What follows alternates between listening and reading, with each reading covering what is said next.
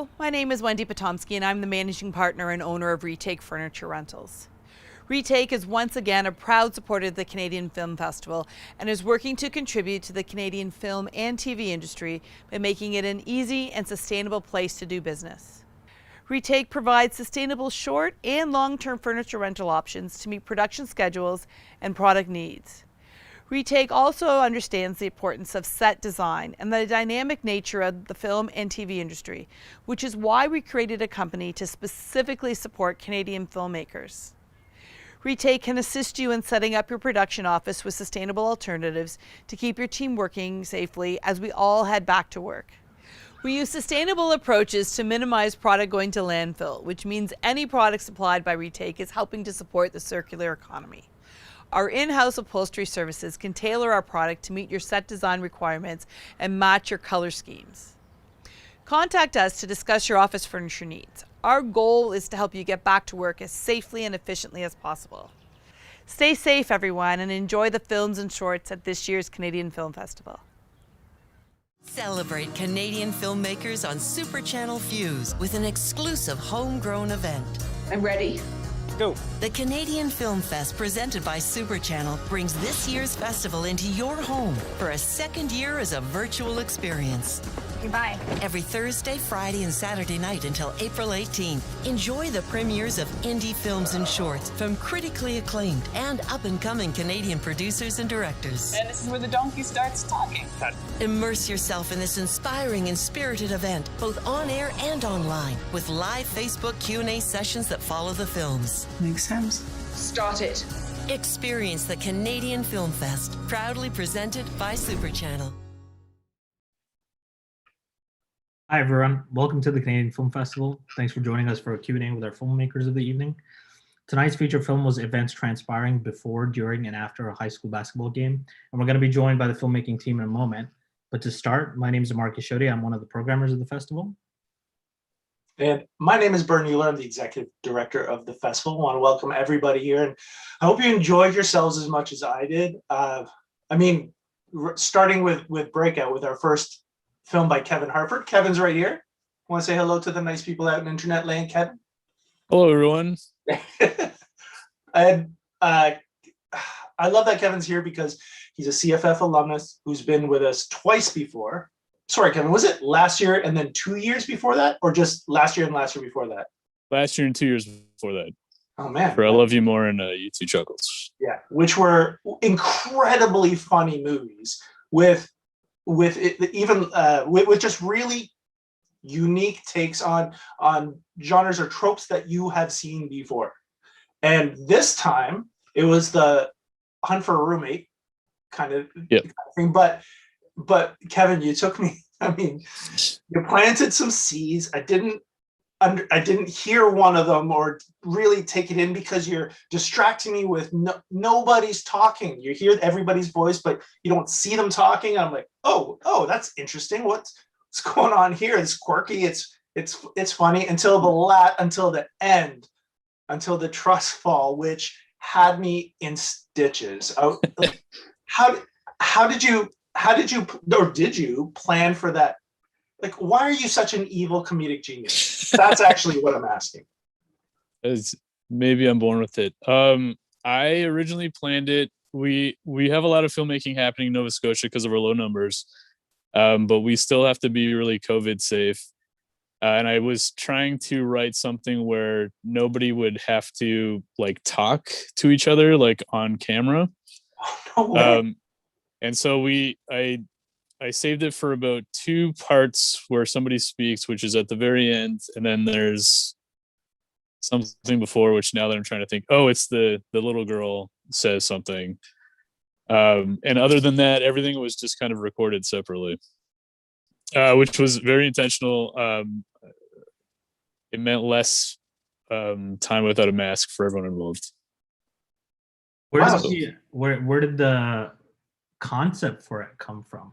It's such a fun, the idea of sort of roommates interviewing each other, potential roommates interviewing each other, is something we've seen before, but it's such an interesting spin on it. And especially this idea that sort of everyone has this character and this story behind them. And these 3 people are sort of trying to itch away at that and find each other there? Where did that come from? It's Taylor, who plays the male lead, had done a film called Bone Cage, which just got nominated for a CSA. And his fiance in that film was Ursula Calder, who's the lead in Breakout. And I don't know where it came from. I don't know where any of the ideas come from. I just had this idea of Ursula dancing, and it all kind of spiraled out from there. I'm like, how do I get her to dance? How do I get them to dance? How do I get Taylor doing sort of a Pretty Woman? She's trying on clothes and he's giving the thumbs up or thumbs down. There's no rhyme or reason to it. That's what my brain does when I sit down to type. It just comes out. It just comes out. Just like, and you didn't even take long getting this whole thing together, did you? I thought COVID would be a good excuse to not have to do anything this year. I was like, I can take a nice long break. And then everyone else was making stuff and I was like, oh damn it. And so I was like, I got to get something for the fall. So I wrote this, and again, I thought of you guys since I'd been in the fest twice before. I was like, oh, I wonder when the deadline is. And it was 3 weeks after we'd wrapped. So I was like, well, time to sit in the editing room. No way. Wait, Yeah. so how long from when you like pen to paper until final cut? Oh, well, pen and paper, like a couple months, but then we filmed November 8th, I think. And then your deadline was November 30th. So it was a pretty quick turnaround. Wow. No way. That's awesome. Yeah. Thanks, man. I'm really glad you thought about it because No problem. I just love to laugh, and that I had tears streaming down my face at the end because you led me astray. You evil genius. You made me look the other way. I mean, sorry, go ahead, Kevin. Oh, I was just in terms of planting seeds. I had Ursula say, "Take a hike already" twice. She says it at the beginning and then at the end. And no one picked this up while we were filming it because Ursula kept trying to change it.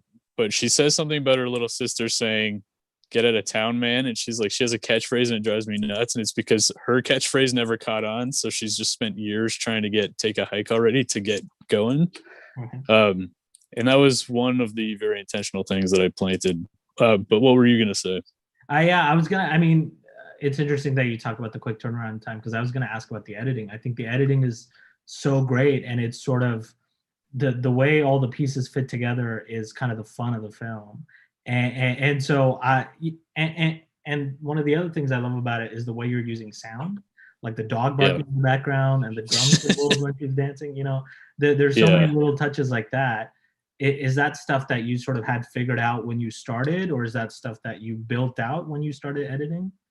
I had done a short prior to this called Disco Apocalypse where 3 ladies were constantly breaking out into dance numbers. And I was like, dancing and sound are free to make. You don't have to film around. Like it's really easy to make something interesting and dynamic happen just through sound. So I sound edited the whole thing in pretty much every one of my movies. But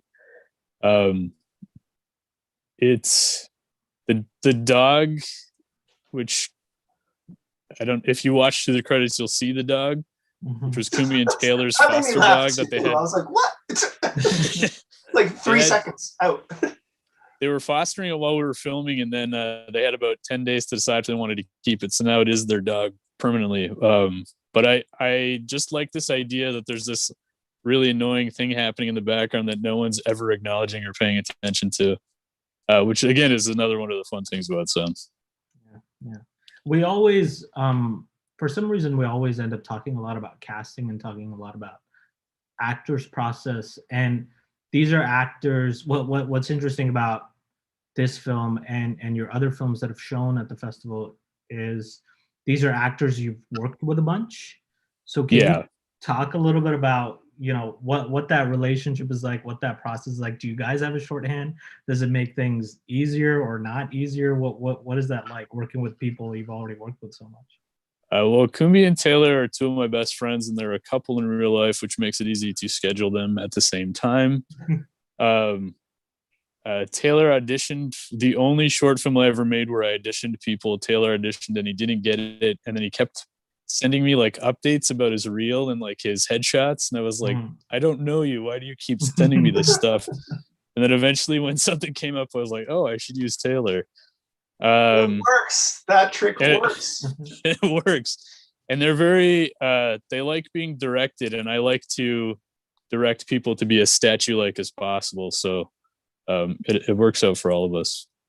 And you know what? I'm glad you brought that up, because they did. I mean, that is an element of your other two films that showed at the CFF too. And I think that's really hard to do, because I've seen so many people try to do that, but it doesn't work. So do you have that in mind when you're making them, like when you're doing your deadpan? That you're doing it script stage and directing wise, and how do you make sure that it's even funny? I make sure I find it's funny, because I think deadpan is the funniest thing in the entire world. The only time I ever really had to sort of mold them was on the first one, which is called I Love You More. And I was like, no, like more still, like barely any expression, just like you're asleep, yet you're slightly awake. And they were like, oh, okay. And they kept getting smaller and smaller and quieter. And now they kind of just go in knowing that that's what they should be doing. And Ursula picks up on things very quickly, so she had no problem falling in line. Oh, but Taylor was a pain in the ass. That's what you're saying? Yeah, Taylor wormed his way into my heart early on, and everyone else came with him. Well, on that note, we're just about out of time, but Kevin, thanks again for joining us. It's always great to have you. And seriously, thanks for coming back, man. Really good to see you. Oh, thank you very much. All right, cool. Go make some movies. Stick around. We'll be right back. All right.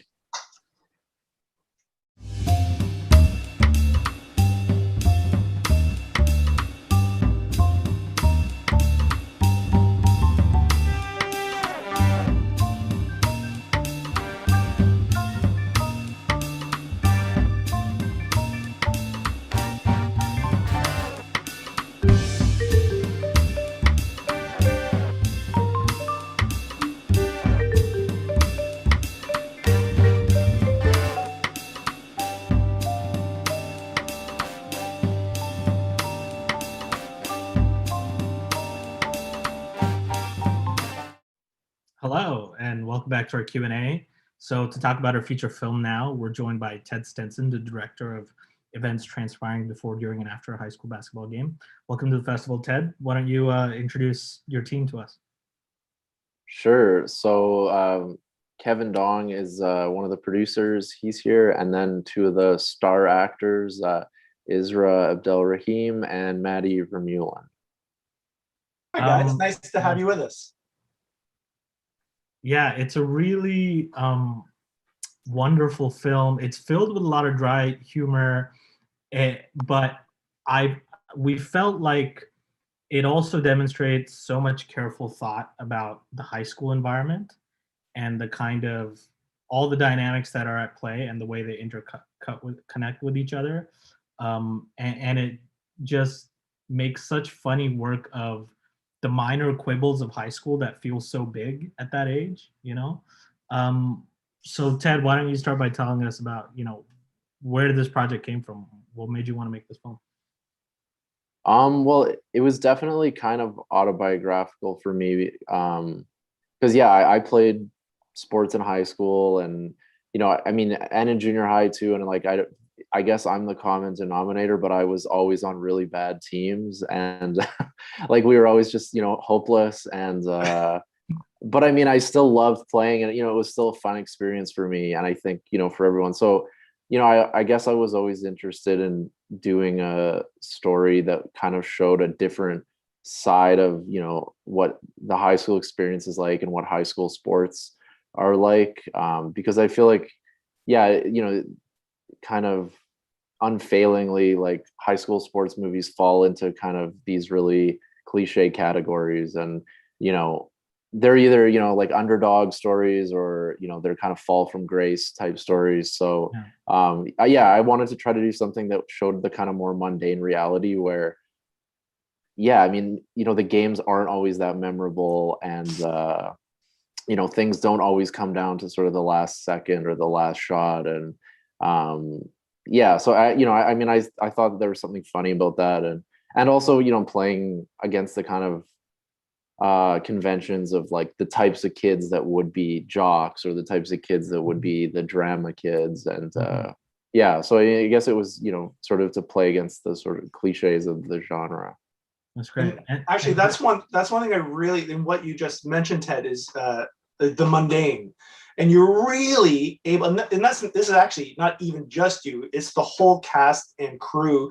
You guys were really able to find the funny and the heart in the mundane, and for that reason especially, this movie talked to me, because just like you, Ted, I've been on some ridiculous teams. I've been on some good ones later, but when I was young, yeah, they were all ridiculous and we never ever did well, but it was so much fun.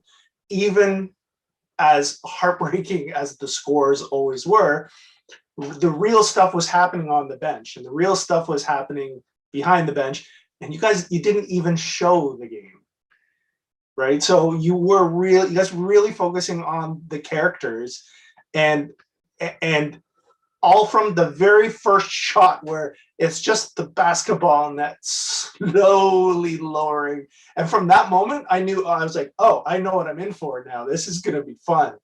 I mean, I hoped it wasn't going to suck, which it didn't. But so how do you guys all, and this goes out to everybody here, how do you make sure that in the mundane, you find the funny and you find the heart? Yeah. I mean, I can speak to like maybe being just like from the outside, I produced it. But also I think it's like, honestly, I like to think of this movie as about sort of being about like a loser. And like, if you think about it, there are a lot more losers than winners. So it's kind of like living life, it's prepared me. My whole life is preparing for this. So yeah, for us, I think it's a matter of just trying to find, like, on the production side, trying to find the sort of reality of it. Like Ted was very much into, we shot at Ted's high school, for example, and like, and it hasn't changed in like 20 years. And the actors we tried to like cast a wide net and everything. So I think, yeah, in terms of that, just trying to return to almost the realism of it was how on the production side we did that. Right. I want to bring Isra and Maddie into this because the drama kids were my people. I didn't play on too many sports teams, but I definitely, I was definitely yelling about censorship at some point in my high school career. So I'd love to hear from you guys. What was the casting process like for you, and how'd you get involved, and what was your reactions to, meeting your characters for the first time? Oh, well, yeah, Maddie, why don't we start with you? I actually auditioned for a different character. Okay. And I just remember showing up in kind of a panic because it was like pouring rain outside and I was late and I was absolutely panicked. And I walked in soaking wet in rain, and I just, I gave my best, and I was like, I did my best, and I got a completely different character than I auditioned for, which I was like, whoa. And this character was like crazy. And I'm like, yeah, I could see that. And I was like, yeah, that makes a lot of sense. I was really happy with it. It was very different than what I expected, and it was for the better. I think it was really cool. That's great. And Isra, what about you? Yeah. So I guess, the funny thing is I was always kind of a high school theater kid, and majority of the kids in my drama class actually did end up auditioning for this production, because even though it was like a micro budget film in Calgary about Calgary, it was still a pretty big deal for a majority of high school theater kids in the city, I think. And I think drawing from that experience definitely helped quite a bit. I know being in high school theater, it seems like in the moment and during showtime and during production, everything is such a huge deal. But in the greater context of like the world, not even the school, nobody really cares what the theater kids are doing. At anything, even like Remembrance Day assemblies, it's everyone else does their artistic sort of showcase that makes sense, and then it's theater kids making an embarrassment of themselves doing like a shadow play. So I think sort of drawing from that experience of feeling like everything was a bigger deal than it was in high school, I was really able to sort of inform my character and find the humor and sort of the very not embellished realities of what it's like to be a high school theater kid. Yeah, and going off of that, this is a question for Kevin and Ted a little bit more. Can you guys talk a little bit more about the casting process? Because another one of the things that we loved so much about this was the high school students actually seemed like high school students instead of 30-year-olds like they do in so many Yes. other movies, It was right? So very, very well cast. yeah, I mean that's I the cast is the charm of the film. So can you guys talk about what the casting process was like? Kevin, why don't we start with you? Yeah, for sure. So for casting, we this isn't like we had to use Andrew Fung was on since the beginning, so we had to go through like ACTRA and everything. But in Calgary, ACTRA, like there are not very many like child actors in Calgary, so we sort of went through his networks and sort of put our casting call through. Shout out to like Loose Moose Theater Company or Loose Moose Improv Company in Calgary. Put out calls to like all those sort of different things. We went to some theater festivals and like tried to spread our call out there. I want to say props to Sue Bristow, our casting director, for also like pulling in her networks of young actors and things as well. And yeah, we just tried to spread it all around the city as much as we could. I don't know if Ted wants to speak to the actual casting process because that was really fun. Yeah. Well, I mean, I'm always curious what auditions are like. So what was it that you were looking for, and how did you, what was your sort of logical process for picking out people that you thought would work for the film? Yeah, it was really interesting, and honestly, it was one of my favorite parts of the film because I mean, I'd never, been part of a casting process that was so big. And I think for a movie of our scale, it was a bit unusual to have so many characters. And there was also, the challenge that, there isn't a huge pool in Calgary of high school aged, actors that have agents. So yeah, we wanted to really put out the call as wide as we could and get it to as many, anybody who's interested really. And we ended up with a lot of people that had never been on a film before. And yeah, I mean, the casting process was really fascinating for me too, because we had a casting agent, Sue Bristow, who was really helpful. And I feel like I feel like I actually learned a lot about just directing from the casting process. So it was really invaluable for me because we saw so many people, and I got a lot of confidence from that process in terms of how to just subtly try to shift people and see if they were open to that, and see how people could respond, because it's not always a clear-cut thing where you say like, oh, you need to be more sad or more happy. Sometimes like I feel like I learned a lot about how to, I guess, just direct. And I suppose that was one of the main things that we looked for, was just like, can people sort of adjust and or are they totally set in their ways. But I mean, it was exciting because I feel like we had a lot of people in, like, ultimately there wasn't really a single person that we at the beginning said like, this person has to be this character, and they wound up being that character. I think that it was much more because in the script it really wasn't like characters had to look a certain way. There wasn't really any kind of sort of physical specification, like this person has to be tall or whatever. So I mean, anyone who was the right age could kind of fit in for any part almost. So yeah, I don't know, it was really exciting, and we got to see a lot of people who were even auditioning for the first time. So yeah, and a lot of them ended up being in the film, so it was great. Like yeah, I feel like for me, I probably learned the most through that process, and it was really helpful, especially by the time we ended up shooting. It had given me a lot more confidence in how to sort of approach actors and work with actors. That's great. Isra and Maddie, Ted, we're going to talk to you about this in a sec, but the film is structured in a very specific way, and especially in terms of how the scenes are presented, you wouldn't necessarily call them long takes, but they're static shots, and there's a healthy amount of dialogue there, and there's not a lot of cutting within the scenes. So for you guys as actors, was that a challenge at all to do that, or did it come naturally? Was it more like a play? That was actually wonderful. I thought that was a lot better because you don't lose your rhythm, and it really does pick up the energy that's in the environment. Mm-hmm. I really liked that a lot. Okay. And Isra, any thoughts on that?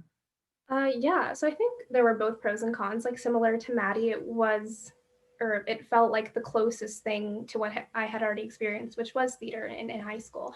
But it also sort of, I don't know, maybe this is just my own anxiety as an actor, but when there is a long static shot and you are the focal point of the shot, you sort of get into your head about the fact that your entire body and everything that you're doing is being picked up in this frame. And I think ultimately it did sort of play off well, I guess, because my character was naturally just very anxious, so I could easily use that. And especially with your sit-in, you know, you really are the focus of that. It's just you. Yeah. But I also think it was really nice in the sense that there was no interruption, and so I don't know, Maddie, you felt this too, but we were able to feed off each other's chemistry really well because we were just allowed to play and improvise and really experiment as in it. Yeah. Oh, so how much of it was scripted versus improvised?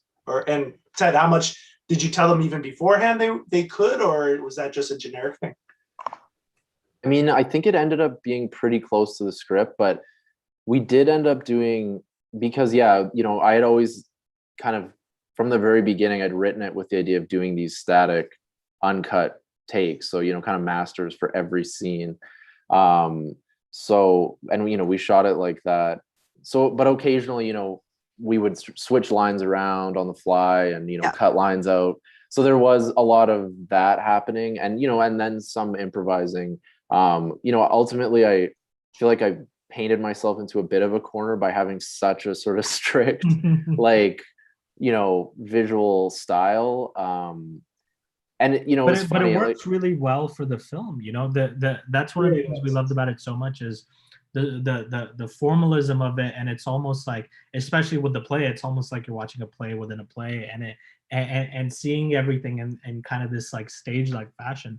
I'd love to hear you talk a little bit more about sort of, even though you might have felt later on that it was maybe a bit too restrictive when you were going into it, what was your thinking behind, wanting to do it that way in terms of the visual treatment of the whole thing? Yeah, I think the idea really, because it, from the beginning, I always had that idea that it would be, all these static kind of long takes that would be uncut, and there'd be no camera movement, no zooming or anything, and really pretty much no intercutting.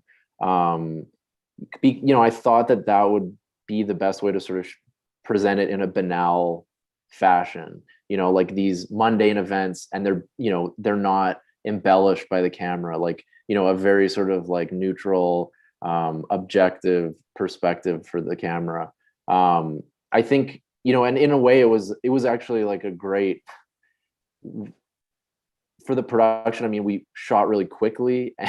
It was an economical way to shoot, but I mean, in a way, like I painted myself in a corner because, we ended up having more time to shoot really. And I should have taken more advantage of that because, I think when we got into the editing and realized like, of course, especially as a novice, I think I just didn't realize like, wow, it's good to have options at the end of the day. And even if you think like, oh, this is going to be banal, but funny. And then sometimes, you need something else to achieve that effect. So it was interesting, but I mean, it's just, I had always had that idea, and the sort of inspirations for the film were very much stylized like that. So, I mean, I think in the end, it was a bit of an interesting mix in terms of this like visual style, which is pretty austere, and then the writing, which is, more kind of comedic. And I think that was, it's a tricky thing to combine. If I had shot more stuff, I think it could have maybe brought those worlds together a little bit more smoothly, but But I think, but you know, I think that's what's so unique about it. That's why it kind of stuck with us so well. This is a good chance to bring in this question from Paul, though, asking more about the logistics. Kevin, you mentioned that, you know, you guys shot this in Ted's high school. Can you talk a little bit more about sort of how long did you guys shoot for? What was it like? You know, you guys have a relatively big cast, even though they're not all in the same place at the same time. What was it like sort of scheduling and wrangling everyone? Can you talk a little bit more about what the production process was like? Yeah, for sure.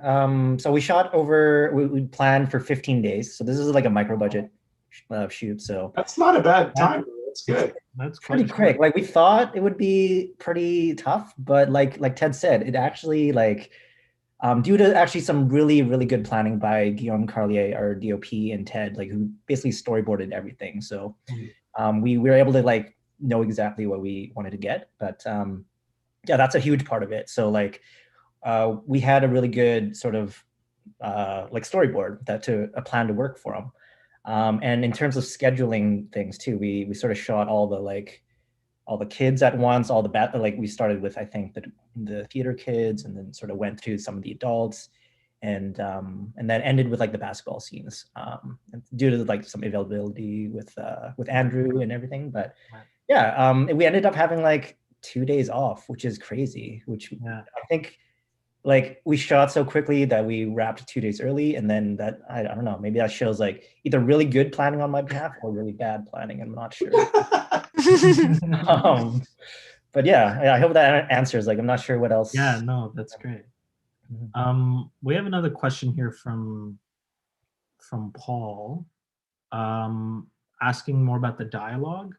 You know, this is another one of the things that I wanted to mention, where, you know, they sound like high school students as well. You know, we see so many movies and so many TV shows where high school students just sound totally stupid and kind of, you know, they don't really sound that realistic. So Ted, you know, if you have anything to say about the dialogue specifically and the writing process, what was that like? Did that come naturally, or was that something that was harder to find? Well, one of the things that I always, or, you know, one of the first things that I thought of when I was working on this is like when I was in high school, it just, I don't know, maybe it was just kind of the years I was there, but like there was actually a lot of crossover in terms of like the basketball team and the theater kids. So I was involved in theater, and there was another guy that was he was a, you know, really good athlete, was always like on every sports team, but he also was really serious about theater, and he ended up becoming he's a professional actor now. And, you know, so I mean, there was like the jocks were not so kind of clear cut, like all we care about is sports. It was like our team was really nerdy. And so, you know, I remember like for whatever reason, like Camus, like Stranger was, you know, a locker room topic that would come up. So I don't know, that was just, you know, I wanted to, yeah, again, sort of break down some of the conventions of like what jocks would talk about. And I don't know, I mean, that was something that, you know, was sort of true to my own experience. So you know what? Sorry, Ted, I'm glad you brought that up, because that's one thing I really liked about your depictions of your characters was exactly what you were saying. Because when I was in high school, I was in lots of theater stuff, but lots of my friends were, you know, jocks or whatever you want to call them. And it was, and it was like the movies were trying to tell me who I should be. But I'm like, no, just whatever. They're my friends. They're interesting, but I like this stuff. This is what I am doing. And that seems to be like a more natural way to portray the way you did it was a more natural way to portray your characters. And for that reason, they were more real to me. And that's why I connected with them. So yeah, it was really cool. Yeah. I mean, I think that there, you know, there certainly, you know, is that. And I mean, again, it may have been somewhat, you know, just something that, you know, at the time I was at the school, that's kind of what the social vibe was like. But yeah, there was a lot of crossover between, you know, these sort of social groups. And so I wanted to portray, I think in a way it was like I wanted everything to be like really mediocre. Like this school is so mediocre that there aren't even like these, you know, like extreme cliques or whatever. It's like everyone's just kind of in this same like, you know, middle ground that, Yeah. they're not, no one's doing anything too, sensational, but We have a question here from Marie, and I think it's a good one to end on because we're almost out of time. Asking about sort of the biggest challenges. So maybe we can go through everyone, and you can tell us about, what the most difficult day on set was, or a particular scene or anything. Maybe we can start with Isra and Maddie, and then talk to Ted and Kevin. Do either one of you have a memory of a particularly difficult scene or day during the shoot? Something that might have been particularly challenging. If anyone else has an answer first, you can go first. Kevin, you're smiling. I'm smiling because I'm like, I thought we had a pretty good time. No, Yeah, I mean, you guys also sound like you had a pretty smooth shoot. The hardest bit was a night shoot. Like we had a night shoot. Yeah. And the way it ended up, I think Maddie was there for like all night. Yeah, it was like long. 13 hours more than anyone else. Because we just scheduling, we had to shoot our night scene last, which is insane to think about. So, but it turned out really well. So it was fun though, staying up at night. It was cool. At school too, so it sort of feels like like I don't know. It's like a wake-a-thon or whatever. Yeah. Isra, do you have anything? I mean, I know for me, those like clear tape markings definitely killed me. It was actually really funny, like in theater, at least in high school theater, because really the requirements are you show up and you emote. We had these gigantic, unnatural neon like tape squares for like blocking. It was awful. You could like totally tell that everything was pre-scripted. But for film, obviously everything is a bit more natural, nuanced, and if you're spending hundreds of thousands of dollars on a movie, you maybe don't want to do that. But yeah, those clear tape markings were pretty awful. I think really though, in terms of acting for me, I always just sort of at that age, like it was a couple of years ago, I always knew that film acting was more natural, but because it was, or the dialogue itself was so natural, I didn't really have any of my theatrical instincts to channel into what I knew. So it was almost, even though it felt like acting natural should have been easier, I know for me that was a bit of a weird and difficult transition to make because I hadn't had any formal training or exposure to film acting before. But that's a really interesting point. It is a different kind of acting. Ted, why don't we finish off with you? As a director, as a writer for this thing, what was, and you were talking about some of the things you're thinking about in retrospect on the film, but overall, what do you think was sort of maybe the most difficult part of it? Yeah, I think definitely the post-production phase was the toughest for me because really the shooting was like a dream. I mean, I was at my old high school. It was like literally like a dream, like I was like the king of my high school. Like I could do anything I want in this weird empty building. But yeah, the shoot went really quickly and smoothly. And, I think like I felt really happy with what we got. But I think, in my inexperience, like, getting to post-production and just, it's like we put all the pieces together and sometimes they don't fit together as you imagine they would. And I think for me, that was a big learning experience, and just in terms of giving yourself options, for ways to adjust. And like, we definitely like cut it pretty close to the bone in terms of what we shot. And, I think that if you have the luxury to, shoot a little more and, experiment a little more, if you have the time, like it's definitely worth it. Cause I think in the end, sometimes those little, throwaways can really help you. So yeah, I think the genre scenes, I think like half of them are like, oh, we thought we should get those on the day. And like, I love they're my favorite part of the movie. Like, so yeah, I wish I had so much more B-roll, because in a way that's what the movie is about, is sort of like kind of nothing happening. And oddly, I didn't get very much B-roll of, like I wish I just had more stuff of like kids watching the game and, just time passing. And, those were weirdly things that in the end I hadn't shot. So my favorite character in the film was the lady that is just knitting, and that to me felt, for some reason, it just felt so real. somehow that Her you know, snacks. yeah, that was just such a great little touch. And the film is filled with like little ideas like that on the periphery, you know. So unfortunately, that brings us to time. I want to thank you guys for bringing the film to the festival. It's really fun. It's so great. And I can't wait to see what else everyone here is going to do in the future. We want to thank everyone online for tuning in. The festival is almost over. Our closing night film plays tomorrow. So join us and we'll see you then. Bye, everyone. Cool. Thank you so much, everyone. Cheers. Thank you. Yeah, thanks so much. Bye.